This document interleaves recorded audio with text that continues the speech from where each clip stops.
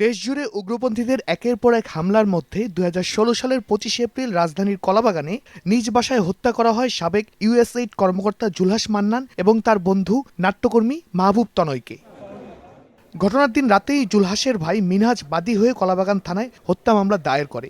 এরপর থেকে আসামিদের ধরতে মাঠে নামে আইনশৃঙ্খলা রক্ষা বাহিনী। ঘটনার পর ২ বছর পার হয়ে গেলেও এই মামলায় মাত্র ৪ জনকে গ্রেফতার করতে সমর্থ হয় আইনশৃঙ্খলা রক্ষা বাহিনী, যাদের মধ্যে ৩ জন ঘটনার সত্যতা স্বীকার করে স্বীকারোক্তিমূলক জবানবন্দি দিয়েছে। তাদের দেওয়া তথ্যের ভিত্তিতেই মঙ্গলবার সন্ধ্যায় কাউন্টার টেরোরিজমের বিশেষ অভিযানে টঙ্গী থেকে গ্রেফতার করা হয় আসাদুল্লাহকে।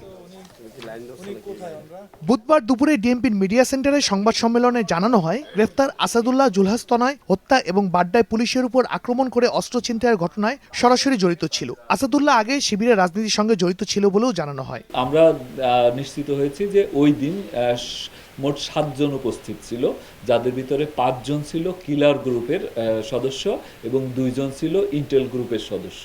তো এই 5 জনের 2 জনকে আমরা গ্রেপ্তার করতে সক্ষম হয়েছি। তাদেরই একজন আসাদুল্লাহ, তার বাবা স্থানীয় জামাতের রোকন ছিল। প্রাথমিক জিজ্ঞাসাবাদে আসাদুল্লাহ জানায়, সমকামীদের নিয়ে কাজ করায় সেনাবাহিনীর বরখাস্ত মেয়র জিয়ার নির্দেশেই হত্যা করা হয় জুলহাস তনয়কে। জুলহাস মান্নান এবং মাহবুব তনয় তাদের ভাষায় রংধনু নামে একটা সমকামিতাকে প্রমোট করার জন্য এক ধরনের আন্দোলন করছিল। সেই কারণেই তারা এই তাদেরকে টার্গেট করা হয়। এ ঘটনায় জড়িত অন্যান্যদের ধরতে অভিযান অব্যাহত আছে বলে জানায় আইনশৃঙ্খলা রক্ষা বাহিনী। শাহরিয়ার জামান দ্বীপ, সময় সংবাদ, ঢাকা।